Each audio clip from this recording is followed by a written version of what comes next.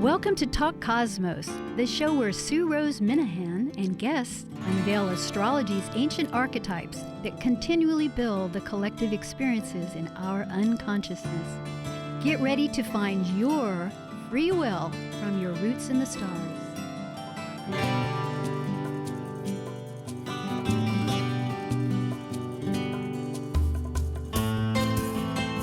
Hello, this is Talk Cosmos, and today is April. No, it's not. That's next week. It is March 28th, and we will be repeating this program on Thursday, on April 2nd, and we are in the archetype of Aries. Boy, I've got some of the A words wrong here. It is Aries. It's the second week as far as our program is concerned, and we're involved in that spark of life that broke away, separated from the whole, to individuate, to separate.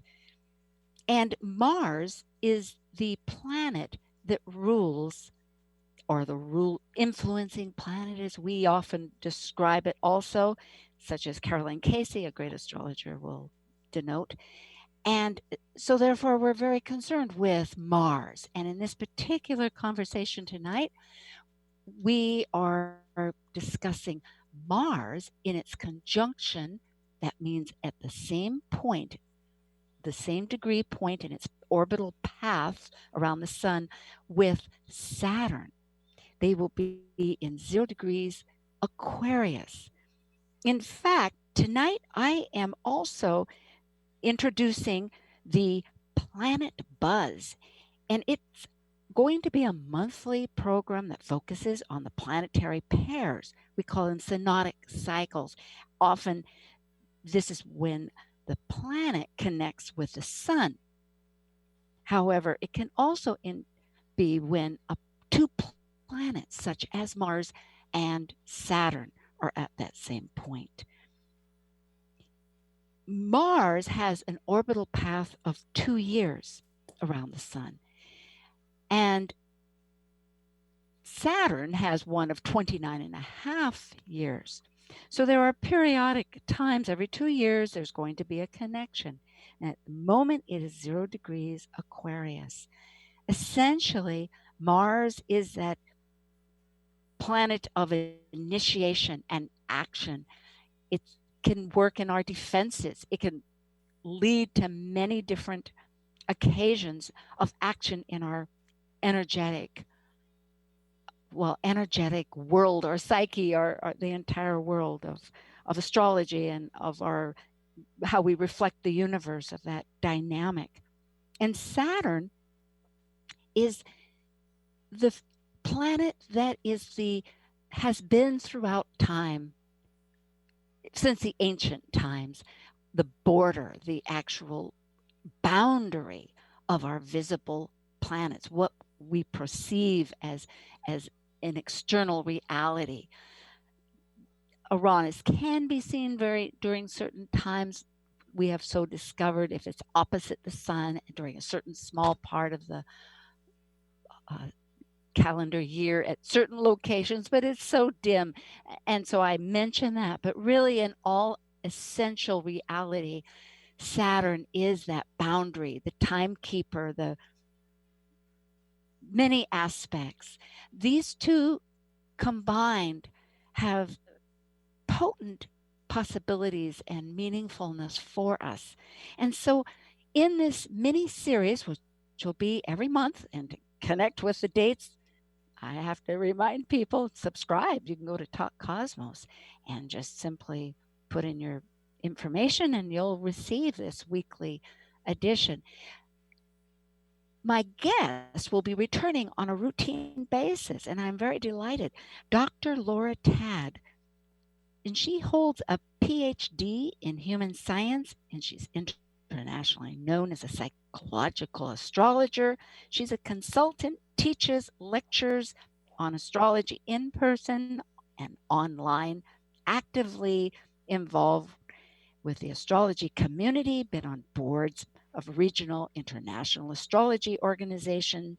She blogs, writing for the Mountain Astrologer, And that might be a resource that many of you, if you're not already involved with, is a superb reference to keep connected with their every publication every 2 months. Celestial Vibes and the tarot.com. She's an educator and astrologer and a facilitator board member of Lived Life Resources, which is an educational nonprofit specializing in resiliency, education, research, and advocacy. So Dr. Tad will be with this program for Aries and for Taurus and Gemini, and then skipping over to Virgo, we'll have another guest who is Tara All for the summer months. And so it'll be a wonderful opportunity to develop this synodic pair, and in this case, Mars and Saturn. Laura, hi. Hi.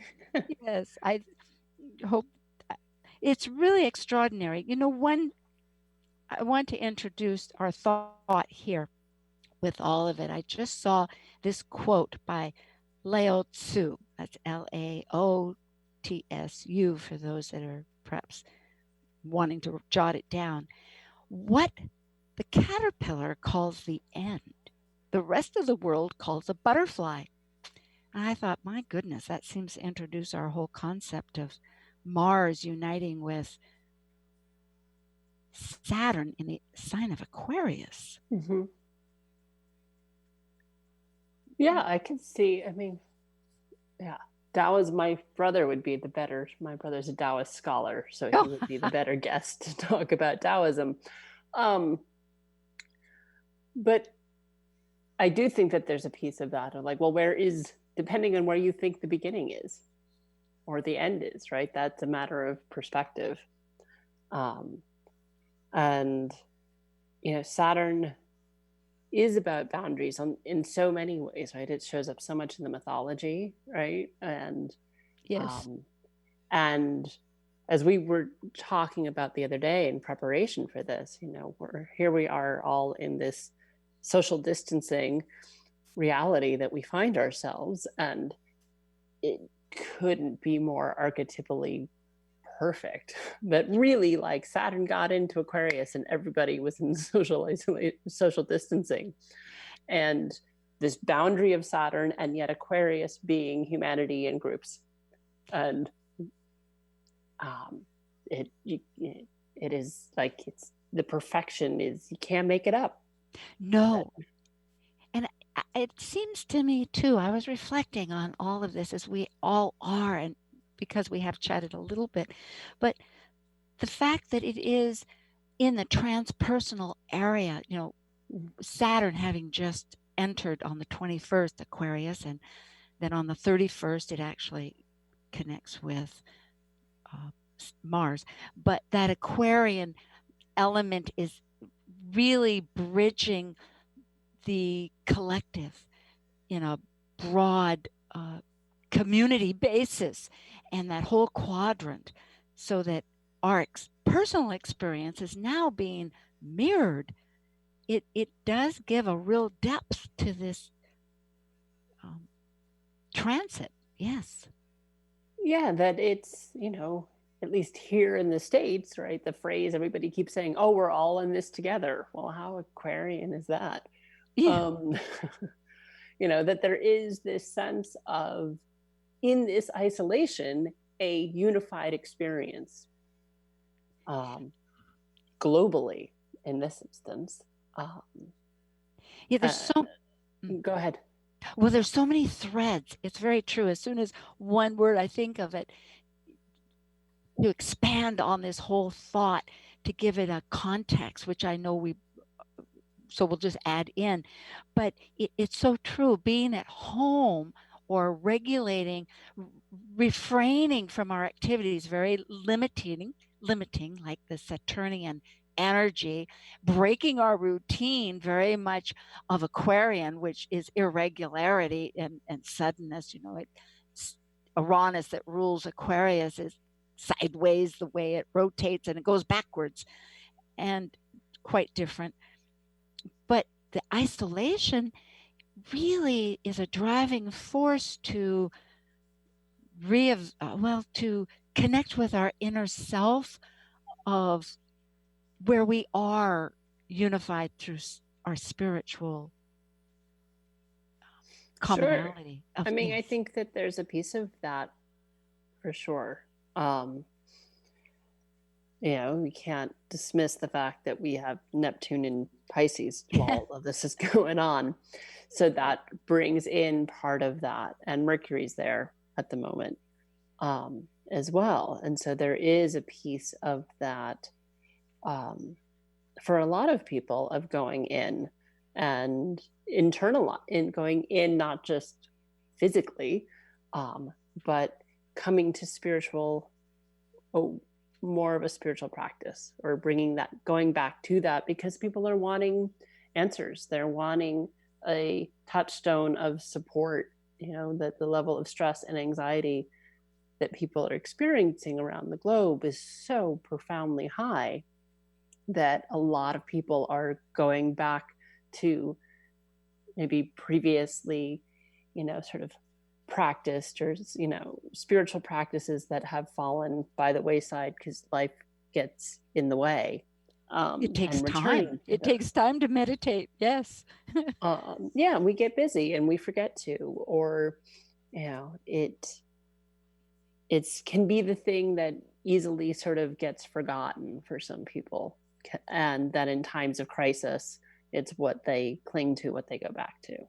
And it integrates that the structures with our internal connection to source, because again and again, one's reminded whenever it's about manifestation that it all begins with the internal sense of feelings and consciousness and all of that.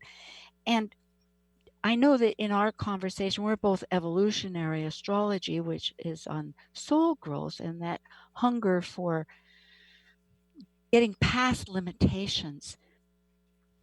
And I was thinking if we can dive right into that, because it also involves the polarity point I'm thinking of. And you had brought up earlier about the appropriate role that each one of us has, because these are cardinal signs, or cardinal planets. Actually, Aquarius is a fixed air. Yes.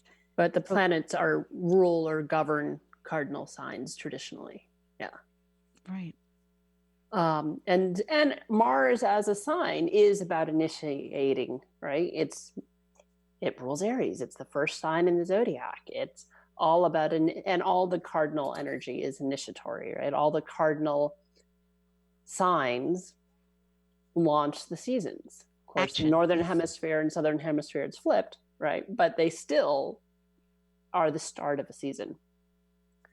And so that's that initiatory energy. In the Northern Hemisphere, Aries, first day of spring, right? It's that initiatory energy. And so Mars has that. And I think part of the beautiful thing that can come out of this conjunction, that's not just, okay, we're all living in isolation and I'm having a, Zoom chat with my niece knitting over a computer when we live next door to each other. Yes.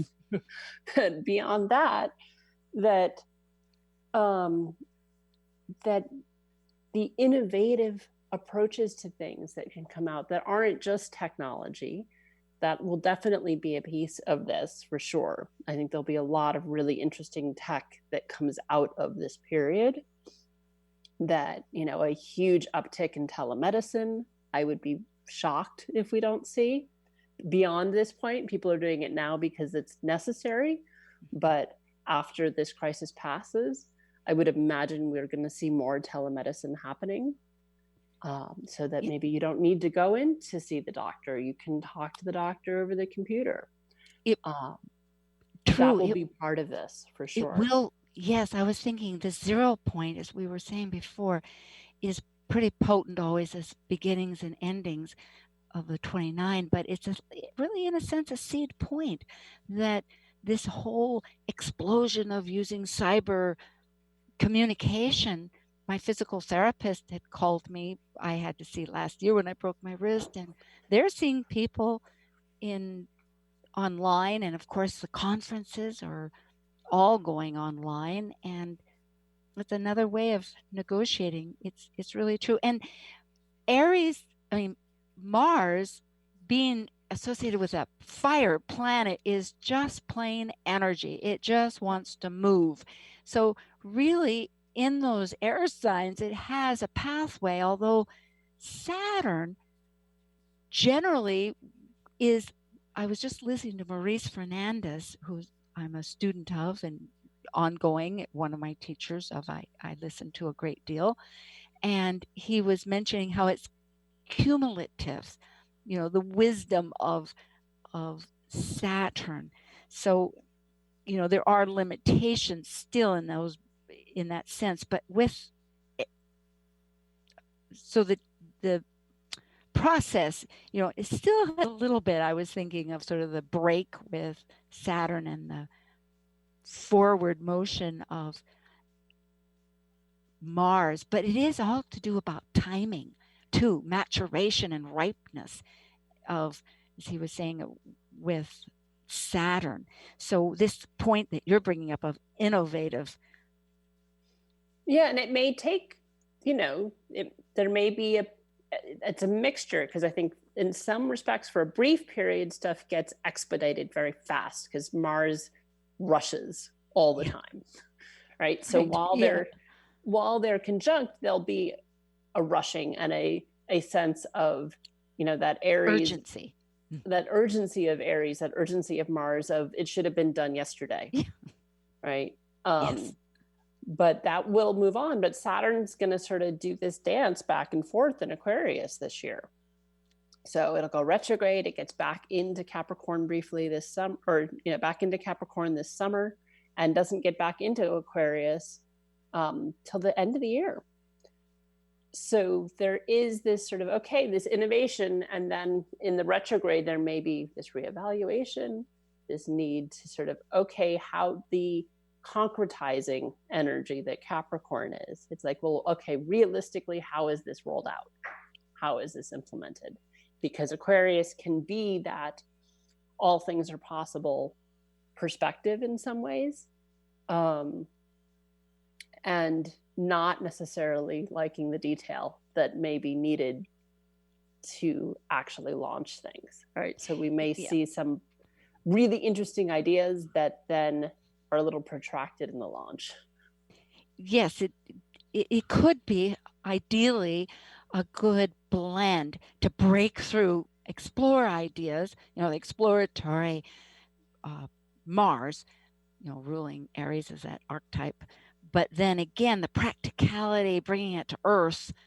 And of course, we know about Uranus that's ruling Aquarius is in Taurus. So it is that sky and Earth relationship, just like that mythology of Uranus and Gaia.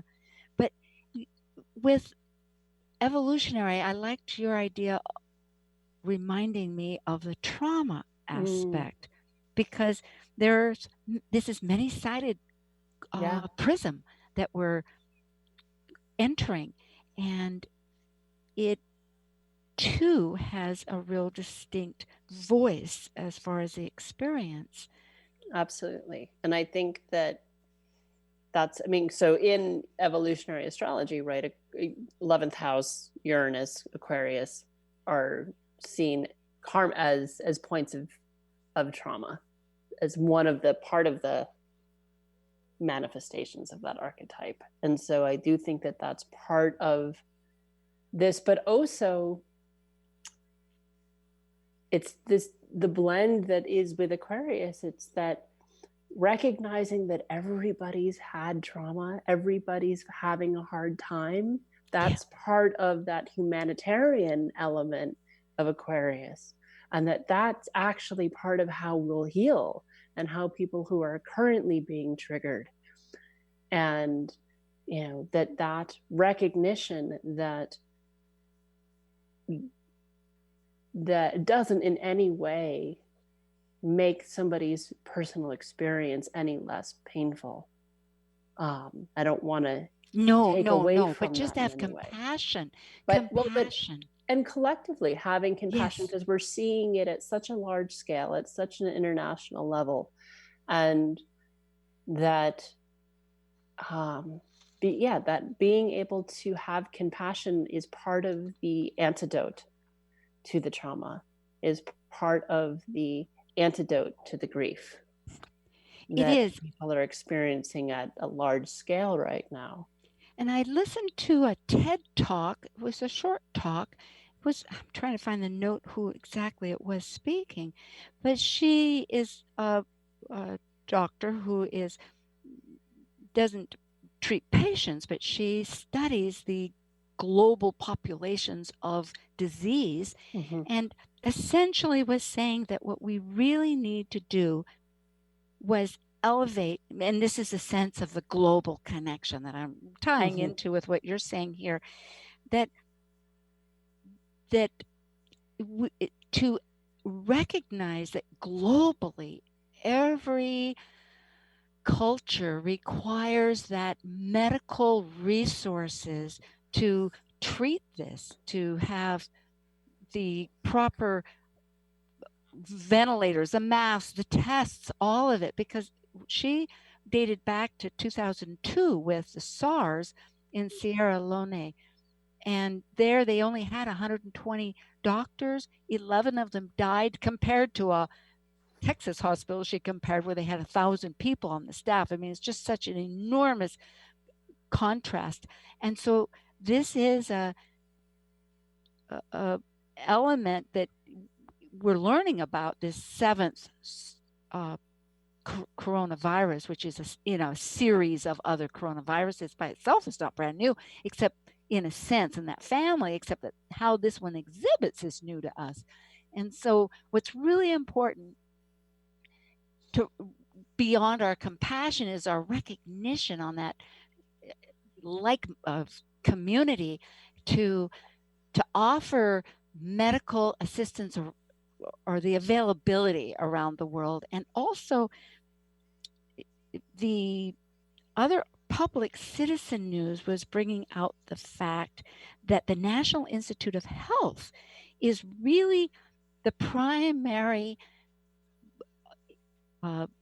developer of vaccines, because the monopoly of the pharmaceutical companies haven't any profit in that. There are 4, they said, that do have vaccines programs. That is GlaxoSmithKline, Pfizer, Sanofi, and Merck. I don't know to what degree, but the point is that if the public, well, not if, but since the public is actually paying $700 million on the coronavirus research and development since the 2002 SARS outbreak, that really it needs to be an accessible vaccine for the public. And there has been some. Sure. I mean, right now we don't have one. No. So, but it needs to be authorized, right? Well, right. But I think that that's part of this Aquarian archetype that, Saturn will be there for the next 2.5 years, right? That's about Saturn's cycle. So it doesn't mean we're in this state of social isolation for the next 2.5 years. And it's there every 28, 30 years. So, the last time it was there was the 90s, right? So, but that part of that part of this manifestation could be social safety nets. Social what was that? Safety nets, right? Having universal health care. That could be part of what comes out of this. Okay, got it. Because that idea of Saturn being responsible for the community, responsible for the collective. Beautiful. Right? So that could be part of, having all these things. There was memes going on Facebook, but everything that everybody's saying, why isn't this in place? It's what all the progressives have been talking about for decades. And now other people are getting on board and saying, right, if we had universal health care, the cost of a test and treatment wouldn't even be part of our conversation. This is great, because it's true. The essence of Aquarius. It really focuses on that evolution, my tongue and my thought here, elevating. Give it a couple minutes. Yeah. We've had the moon at 29 degrees since we started. So in another 2 minutes or another 10 minutes, it'll get to zero. But yeah, we started to Gemini. Okay, so I'm just finishing with the moon at the anaretic degree. Oh, I'll be a little more verbal then. This is good instead of, well, it is a process. It all has to do with plateaus and points. It is one point, and it is an important point of this planetary moment, which won't be for a few days yet. And in this whole cycle of time, and I guess that's really an important part. You had mentioned about other previous, we both researched different time periods. And I think 9/11 you were mentioning, and other people have mentioned too. It wasn't a Saturn-Pluto or Saturn-Mars piece, but that the nodes are where they were. Okay. Lunar nodes are where they were for 9/11. I see. Okay. Because so part of why I pulled that in, we were chatting the other day, was that when the Saturn-Mars conjunction perfects on the 31st, the moon is conjunct the North Node. Yeah. So that's a piece of that. I think that's you can't sort of divorce it from that. Right. And I think that, again, that brings in this, even if you don't look at it from an EA perspective, just the fact that the nodes are Cancer Capricorn, it is professional life, home, public life, private life. That is what we are, that is the seesaw we are on at a global level. And navigating that and trying to figure out, with this Uranian Aquarian energy coming in, that looking different. And different we shall be. We will come right back. This is Talk Cosmos on March 28th, repeating on April 2nd with Dr. Laura Tad. And we'll be right back. Thank you.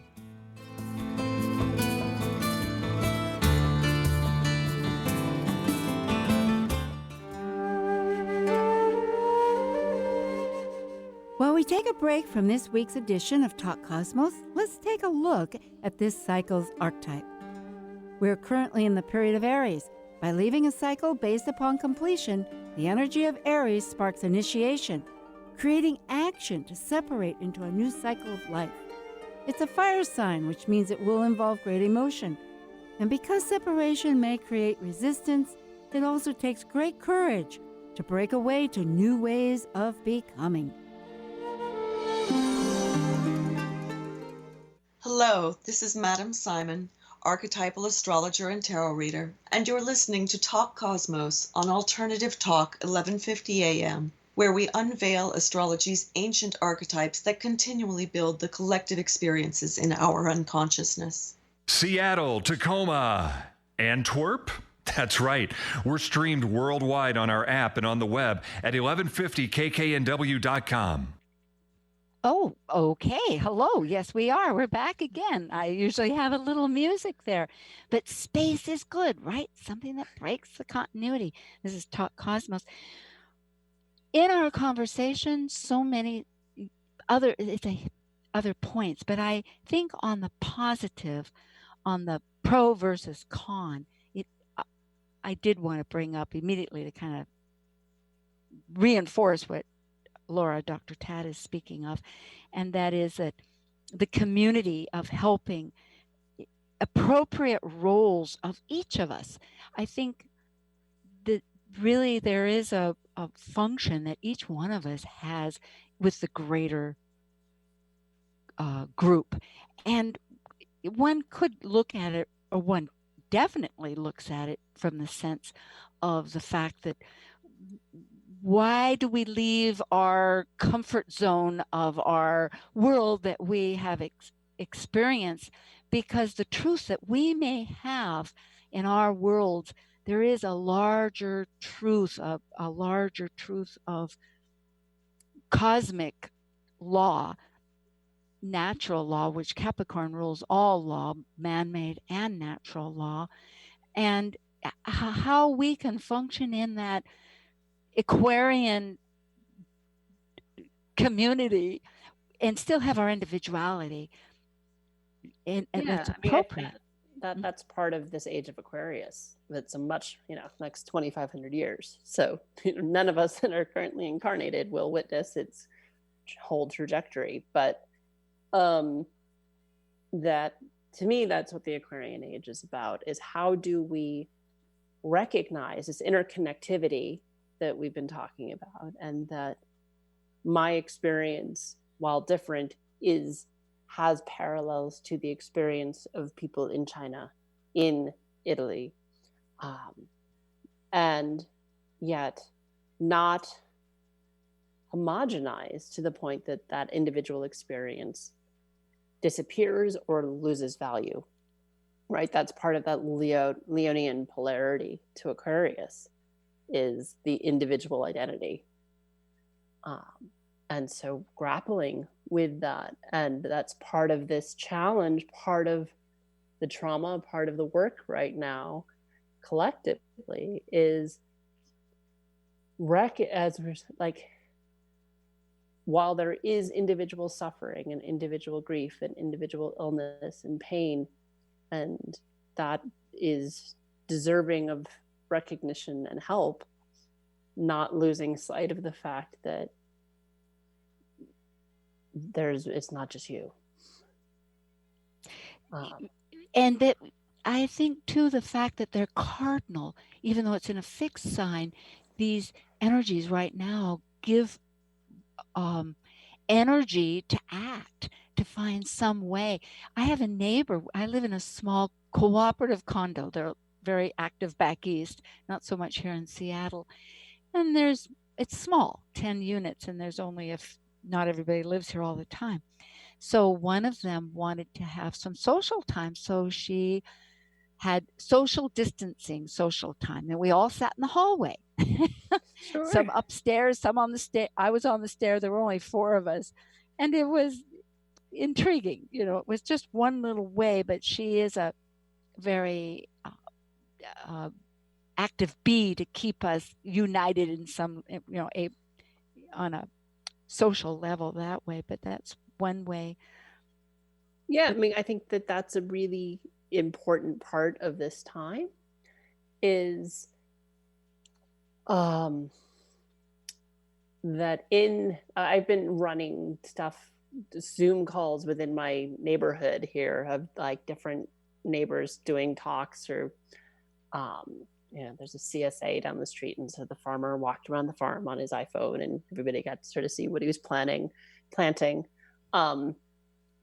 That calling it social but distant, because as human beings, we are social creatures. We are not psychologically okay if we do not have interaction with other humans for extended periods of time without interaction with other humans. Not okay for the psyche.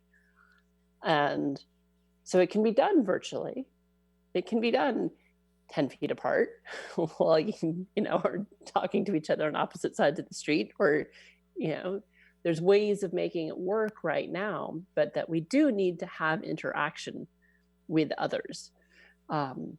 It's part of what keeps us, our psychological health in check. It is true. I was thinking of the elder. I have a mother and stepdad in an older home just this last year.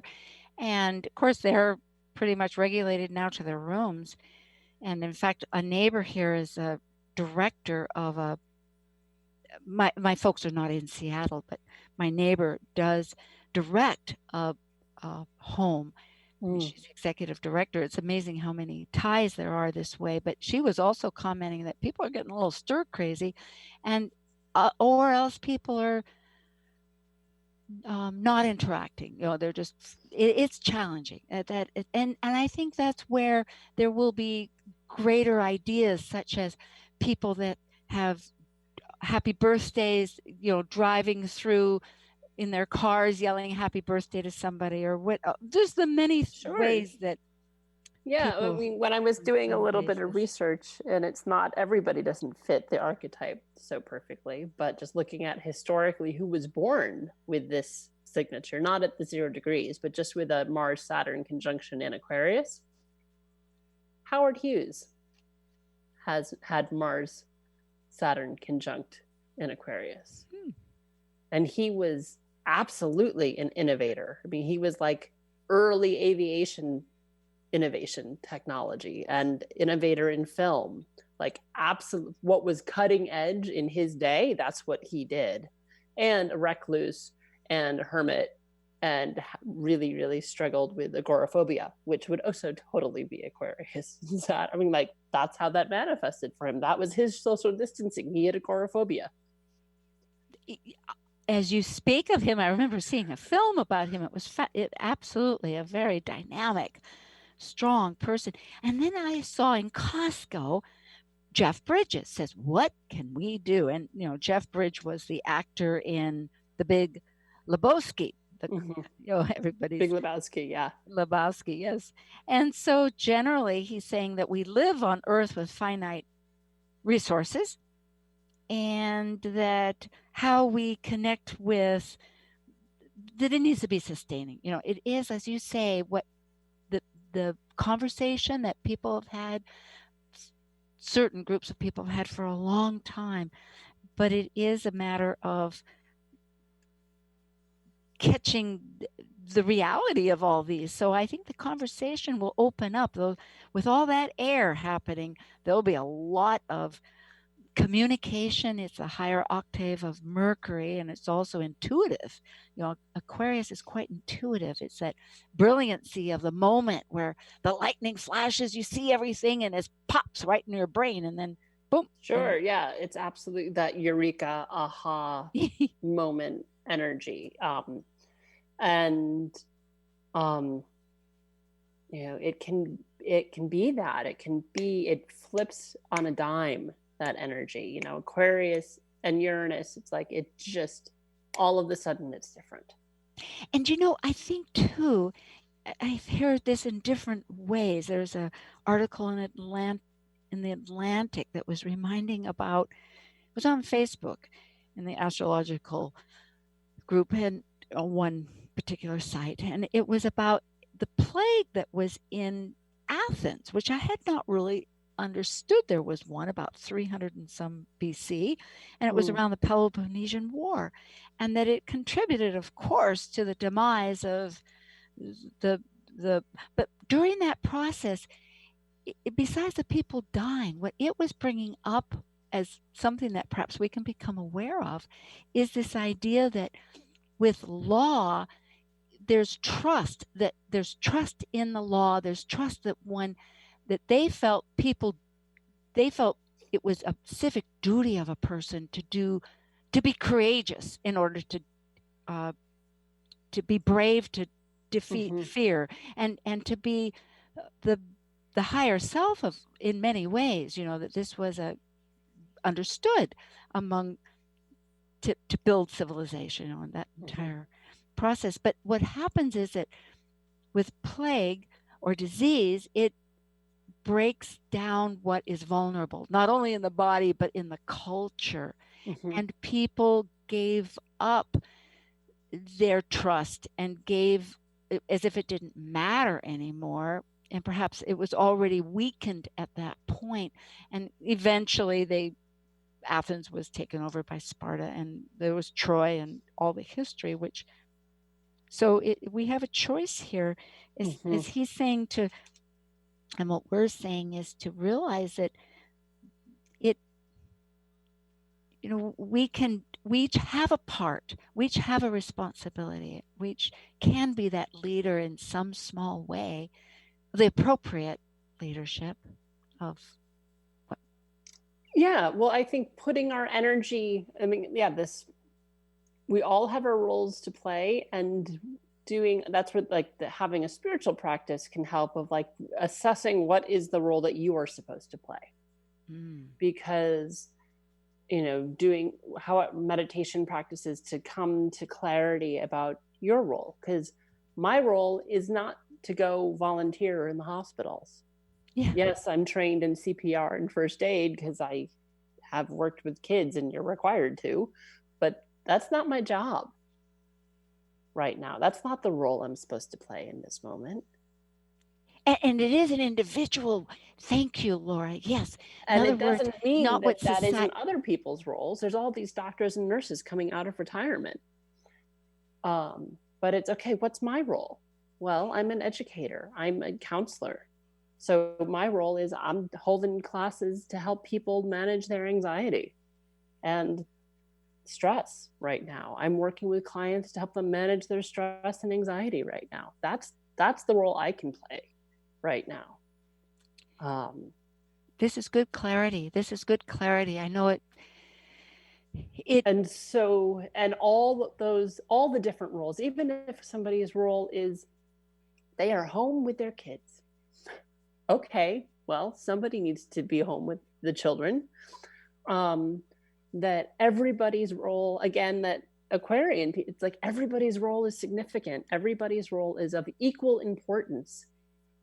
We're learning that now as a society of, well, the most important jobs in this country right now are doctors, nurses, and grocery store clerks. In fact, that's so true. Jeff Bridges, it reminds me of part of that article that we had to do about a boat.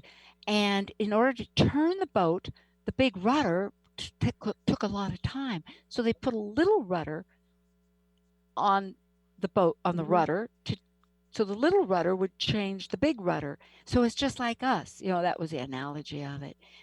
And I also am thinking to mention to our audience, the Aquarius, of course, is individuality, meaning that it has broken away from the dictates of authorized law with that. The Prometheus is a moon of Saturn. Some of this I got from Maurice today, and some of it Maurice Fernandez. So I need to plug and mention him because he's quite an insightful instructor. And yourself too. We're talking about Prometheus in an earlier conversation we were having. So, well, that's the humanitarian part of Aquarius and Uranus, right? He stole fire from the gods and gave it to man, and that's where Rick Tarnas really is the one who I first read that was really saying, like, in terms of archetype, Uranus doesn't really fit the mythology of Uranus or as much as Prometheus in terms of how we as astrologers identify the archetype. Yes. And it was to give people that chance of free will. Thank you. All of a sudden, I had to pause there in the brain because of tying all those thoughts together. But the Capricorn, so in other words, in Aquarius, with Prometheus, as you were connecting it to, we have free will. We have the free will to take the risk for right or wrong. So in other words, that role that we have may not be preordained by whatever. Like a lot of parents are saying, I'm not the teacher, but here you are. You're being the voice teaching the child, or anywhere else in society, such as what you're doing here to help nurture your community of contacts, which is always such and I think in those shifts in roles, it also can open up a awareness of how hard some jobs are that maybe people didn't realize. Yes. Right? That's sort of like, some of the memes going around. It's like, nobody's ever going to tell, like, a stay-at-home mom isn't working. That conversation, that narrative is gone. Yes. As a society. And so there's that piece of it, even though we will find a new normal that isn't isolation, right? There will be this virus will reach a point where we get it under control, and we won't ever go back to how things were before entirely, because there was nothing's the same.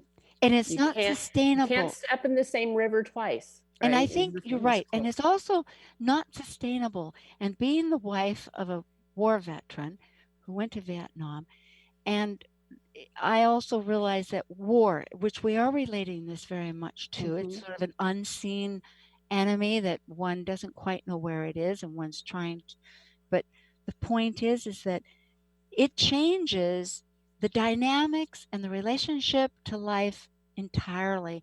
And one could look back and also say, this is not necessarily in relationship to any particular war, so I want to extract from that.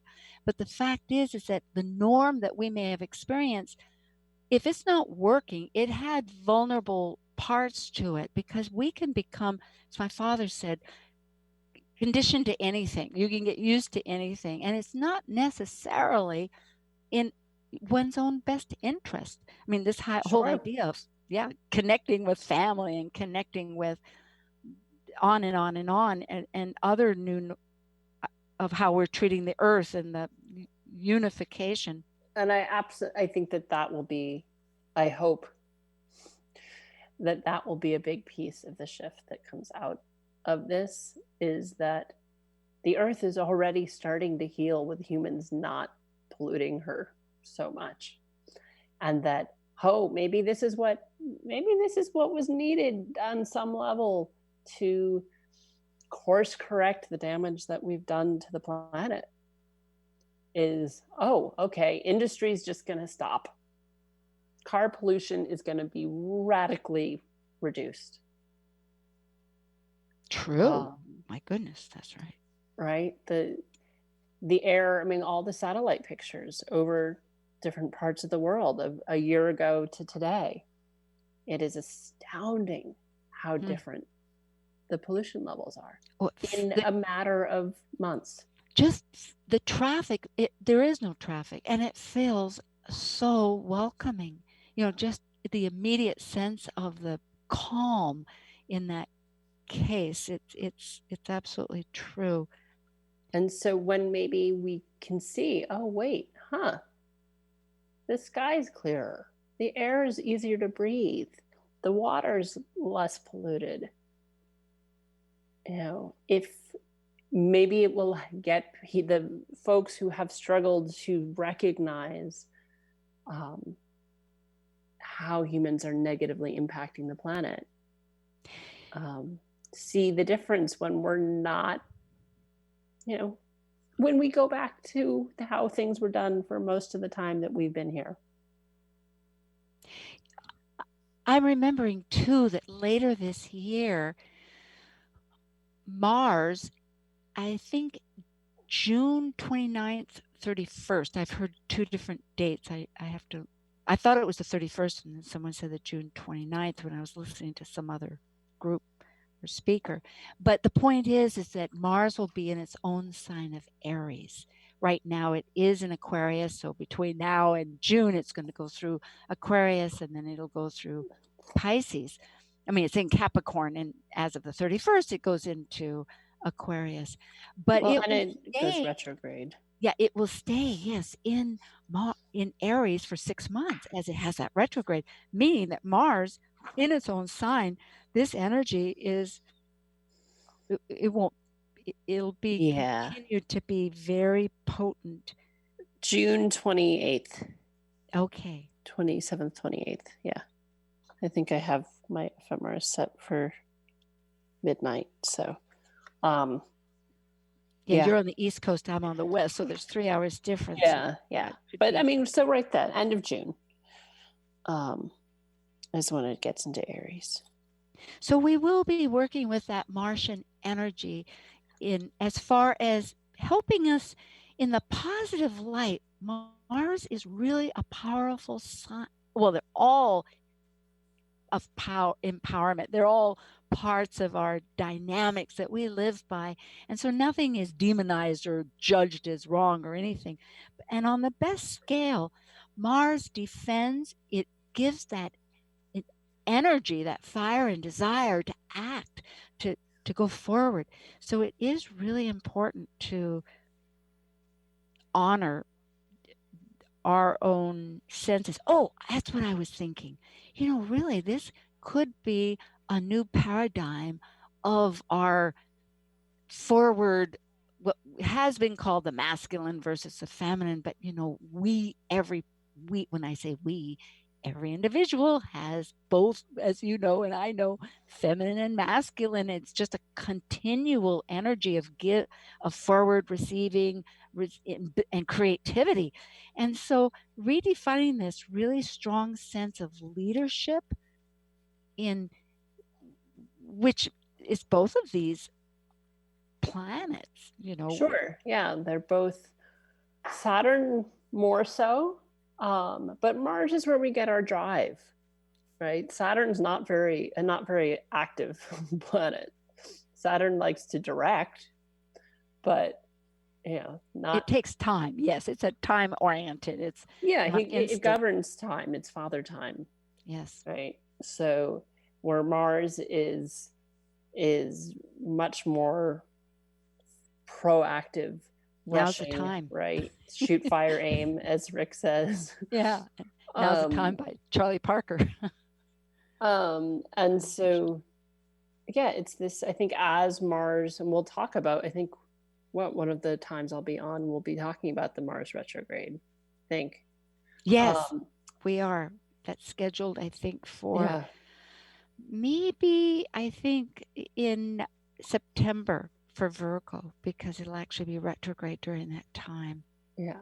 Very dynamic. But so this energy of, so I do think that next week people are going to start to get more stir crazy.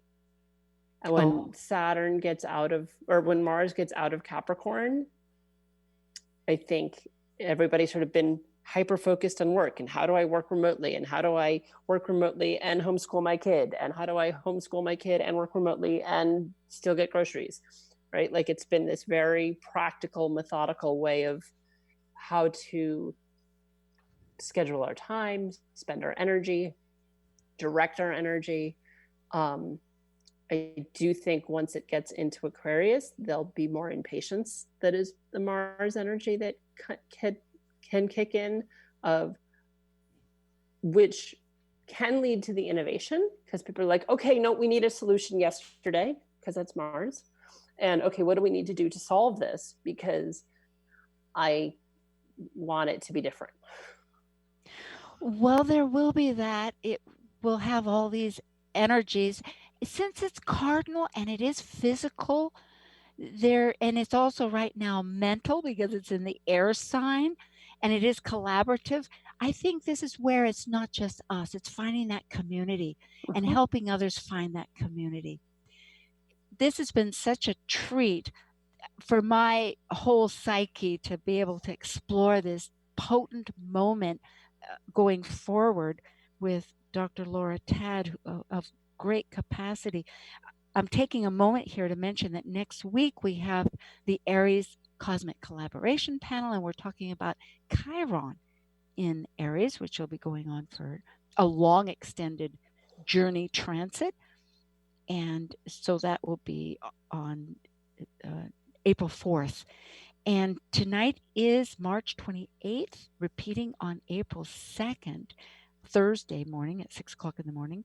And Dr. Laura Tad is my guest, and we're talking about the conjunction coming up on the 31st of Mars and Saturn in Aquarius that really relate to upcoming conjunctions and energies that we're transiting into on a large scale, and our interconnection that's so dynamic that we're all experiencing in depth. So with that having said, we have about 2 minutes, Laura, and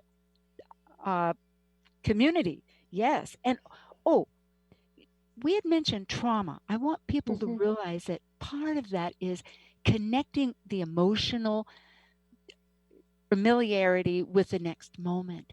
And so when things happen fast, like lightning, as illustrated by Uranus or Aquarius, how do you connect the dots? So it isn't like, it has to be that. I just want, if people have questions why we bring it up, there's been that, but it is part of life. And astrology incorporates everything. So the fact that we are, like, as you mentioned, that we are mentioning trauma, and that we're realizing, oh goodness, okay, well, Laura. Yeah, but it's a time to heal. Oh, goody. Oh, I love you. Heal the trauma. That's the other side of it. It opens up that possibility. Together. I love it. Oh, thank you so much. Yeah. Well, blessing to you, and I'll talk to you next month.